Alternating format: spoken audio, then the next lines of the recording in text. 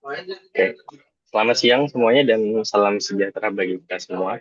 Selamat datang dalam diskusi daring bertema keanekaragaman kebangsaan sebagai fondasi kekuatan negara. Pada kesempatan kali ini, kita telah kehadiran dua narasumber yang akan berbagi sudut pandang mengenai nilai-nilai kebangsaan dari perspektif kedaerahan masing-masing.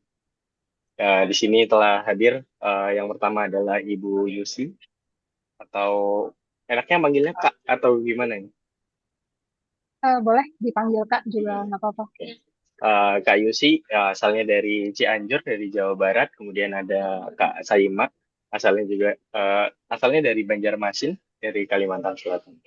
Diskusi ini bertujuan untuk menggali bagaimana perbedaan geografis dan budaya tetap bermuara pada satu identitas nasional yang utuh. Oke, mari kita mulai sesi perkenalan dan pandangan umum mengenai makna keanekaragaman menurut Kak Yusi dan juga Kak Saima. Mungkin sebagai pembuka, saya ingin menanyakan kepada kedua narasumber bagaimana Anda melihat penerapan nilai keanekaragaman di lingkungan tempat tinggal Anda masing-masing. Dan sejauh mana masyarakat di sana menjunjung tinggi toleransi dalam kehidupan sehari-hari yang bersifat formal maupun informal. Mungkin silakan Kak Yusi terlebih dahulu. Ya, terima kasih atas kesempatannya, Kak Isma. Kebetulan saya berasal dari wilayah Cianjur ya. Di wilayah Cianjur itu, khususnya di lingkungan tinggal, keanekaragaman dipandang sebagai sebuah warisan yang harus dijaga melalui sikap saling menghormati. Meskipun mayoritas penduduk di daerah saya memiliki latar belakang budaya Sunda yang kental, namun dalam praktiknya kami sangat terbuka terhadap pendatang dari berbagai daerah lain. Kami menerapkan tiga prinsip, yaitu prinsip silih asih, silih asah, dan silih asuh. Silih asih sendiri memiliki arti saling menyayangi secara tulus. Lalu untuk silih asah merupakan berarti saling kecerdasan. Sedangkan untuk silih asuh yaitu saling menjaga.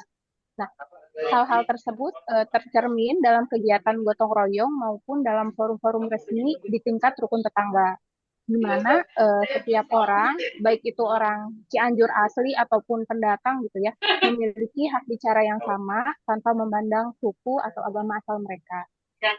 Mungkin itu yang bisa saya sampaikan terkait keanekaragaman di Cianjur ya. Oke, ya. Untuk selanjutnya saya kembalikan kepada moderator. Selanjutnya kita pindah ke daerah Banjarmasin. Kalau dari Kak Saima, kayak gimana? Oke, baik. Jadi untuk dari daerah Banjarmasin sendiri ya, di Banjarmasin itu kita punya slogan wajah sampai ke puting, yang artinya itu kita baja sampai ujungnya gitu. Jadi itu seperti kita berjuang teguh dari awal sampai akhir seperti baja gitu. Nah, itu juga mencerminkan tidak hanya dalam perjuangan yang seperti kerja kerasnya, tapi juga di dalam religiositasnya ya. Di Banjarmasin kan itu kota dikenal dengan kota seribu sungai, di mana dahulu waktu di zaman penjajahan itu banyak dijadikan sebagai pusat perdagangan seperti itu ya. Jadi banyak suku bangsa yang lewat datang ke Kalimantan itu pertamanya melewati Banjarmasin dulu. Nah itu dan sekarang yang kita tahu ada berbagai macam di Indonesia, salah satunya seperti suku Bugis, Jawa, Madura, dan Dayak, itu juga banyak ada berkumpul di Banjarmasin. Jadi keberagaman ini sendiri jadi sikap terbuka di mana pasar terapung, kemudian pusat-pusat keramaian itu simbol integrasi sosial gitu. Kami melihat perbedaan itu bukan sebagai hambatan, melainkan sebagai aset sosial di Banjarmasin itu sendiri, memperkaya cara kami berkomunikasi dan bekerja sama dalam mencapai tujuan bersama di lingkungan masyarakat. Seperti itu. Oke, terima kasih Kak Saima jawabannya. Ini dari dua daerah yang berbeda, tapi udah kelihatan bahwa masing-masingnya punya ciri khasnya atau punya prinsipnya masing-masing. Dari Cianjur tadi ada Sile Asih, Sile Asa, dan Sile Asu. Kalau dari Banjarmasin punya wajah sampai Kaputing, juga dengan definisi dan juga prinsip dasarnya yang beda-beda. Dan ini udah ngegambarin kalau Indonesia itu isinya aneka ragaman. Jadi dari dua suku atau dari dua daerah aja udah punya ciri khasnya yang sangat berbeda. Oke, kita lanjut ke bagian berikutnya. Sangat menarik melihat bagaimana nilai lokal menjadi perekat. Selanjutnya terkait dengan penggunaan bahasa. Kita tahu bahasa Indonesia memiliki ribuan bahasa daerah. Nah, bagaimana Anda berdua ini memandang posisi bahasa Indonesia sebagai alat pemersatu ketika Anda berinteraksi dengan masyarakat yang memiliki dialek atau bahasa daerah yang kuat? Apakah ada tantangan tertentu dalam menjaga formalitas komunikasi tersebut? Mungkin dari Kak Saima dulu kali ini.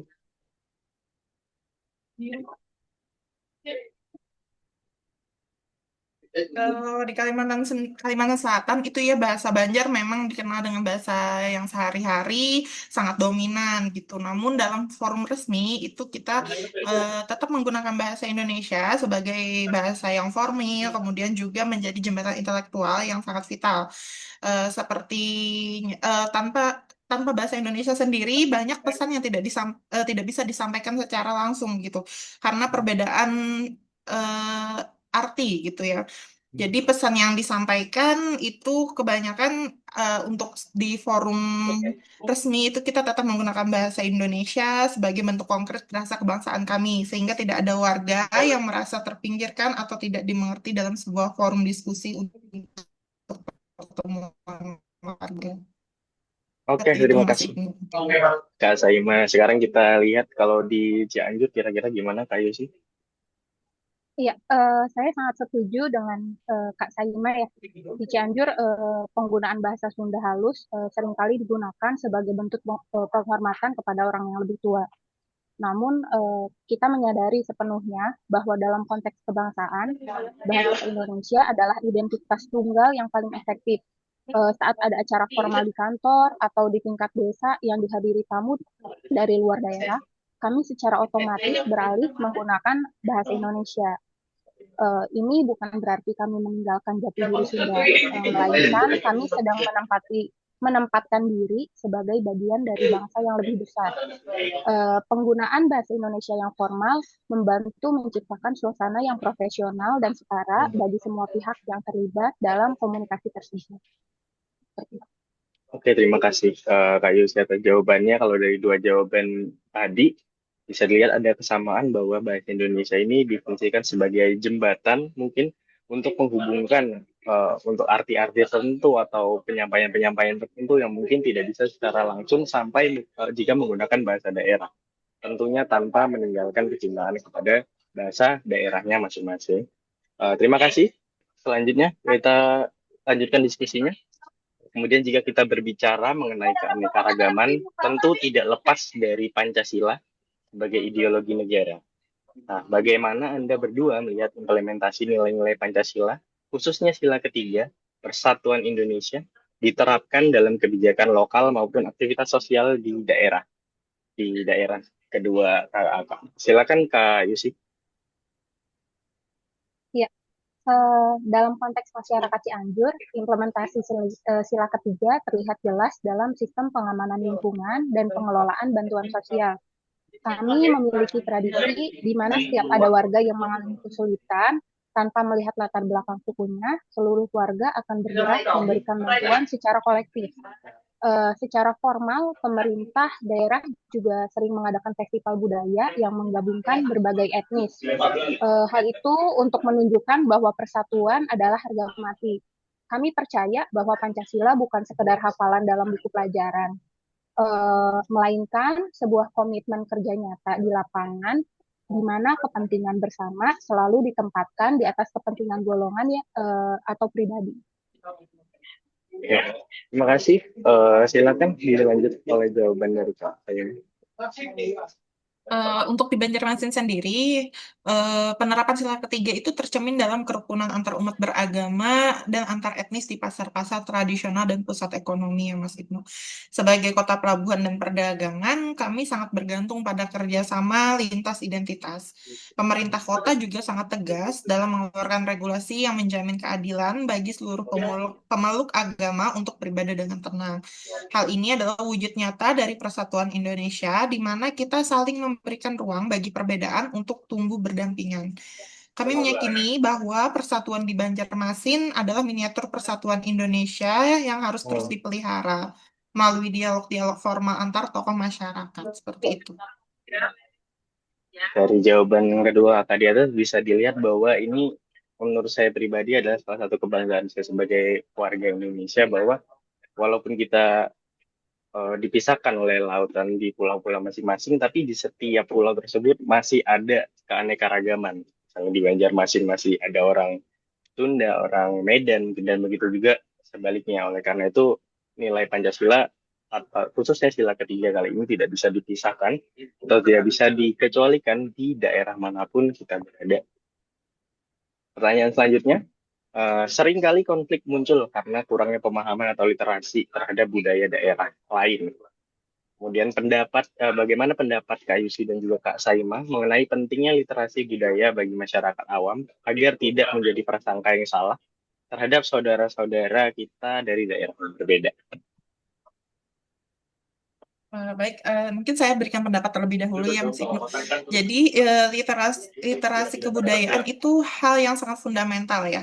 Menurut pandangan saya, masyarakat awam di Banjarmasin perlu terus diberikan edukasi bahwa Indonesia itu luas dan memiliki karakteristik yang unik di setiap sudutnya. Misalnya nih, contohnya cara bicara orang Kalimantan sendiri yang cukup keras dan cepat gitu mungkin akan memberikan kesalahpahaman untuk orang luar Kalimantan sendiri. Begitu juga sebaliknya ketika orang Kalimantan di luar Kalimantan mungkin akan merasakan hal yang sama seperti itu. Dengan adanya literasi kebudayaan, kita belajar untuk melakukan observasi terlebih dahulu sebelum memberikan penilaian atau stigma. Hal ini penting untuk menghindari konflik horizontal seperti itu. Kami sering memanfaatkan momen perayaan Hari Besar Nasional untuk saling memperkenalkan adat istiadat melalui permutaran video dokumenter atau pagelaran seni di tingkat kecamatan. Oke, terima kasih. Kita lanjut jawaban dari Kak Yusi. Ya, saya juga sependapat ya dengan yang dikatakan Kak Saima. Di Cianjur, kami menekankan pentingnya sikap tabayun atau verifikasi informasi terkait budaya. Literasi kebudayaan membantu kita menghargai simbol-simbol daerah lain. Tanpa literasi yang baik, masyarakat akan mudah terprovokasi oleh stereotip negatif yang beredar di media sosial.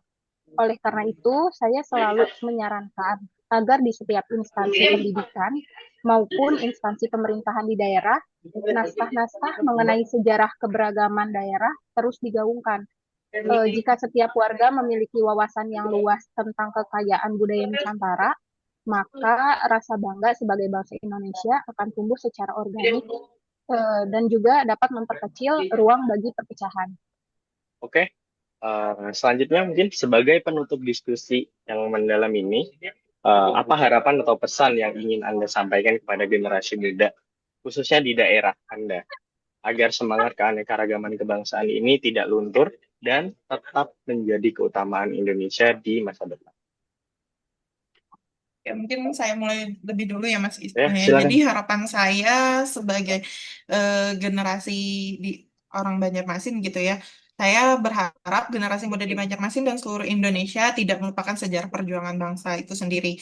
Keanekaragaman ini adalah anugerah, bukan beban kita semua. Saya ingin terus belajar dan juga masyarakat belajar untuk menghargai perbedaan dengan cara memperluas wawasan melalui pendidikan dan pergaulan lintas daerah.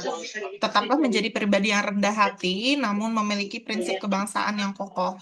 Ingatlah bahwa kemajuan daerah hanya bisa dicapai jika kondisi nasional stabil dan bersatu. Oke, terima kasih. Selanjutnya silakan Kak Yusi. Ya, pesan saya untuk generasi penerus di Cianjur adalah tetaplah menjaga tata krama dan etika dalam berbangsa. Meskipun zaman berubah menjadi serba digital, nilai kesopanan dan toleransi harus tetap menjadi standar utama. Jangan pernah merasa daerah kita lebih unggul dari daerah lain, karena setiap daerah di Indonesia memiliki kontribusi uniknya masing-masing bagi kemajuan NKRI. Mari kita terus merawat kebinekaan ini dengan tindakan nyata, bukan sekadar slogan agar Indonesia tetap berdiri tegak sebagai negara yang berdaulat dan disegani karena persatuannya. Oke, terima kasih Kak Yusi. Terima kasih banyak juga kepada Kak Saima atas paparan dan jawaban yang sangat luar biasa serta informatif. Dapat kita simpulkan bahwa meskipun berasal dari daerah yang berbeda, yaitu Cianjur dan Banjarmasin, semangat untuk menjaga persatuan nasional tetaplah sama. Keanekaragaman adalah kekayaan yang menuntut tanggung jawab kolektif dari kita semua. Demikian podcast kali ini, semoga bermanfaat bagi kita semua. Selamat siang. Sampai jumpa. Selamat siang Mas Ibnu, Selamat selamat siang siang. Bu Terima Rinsi. kasih.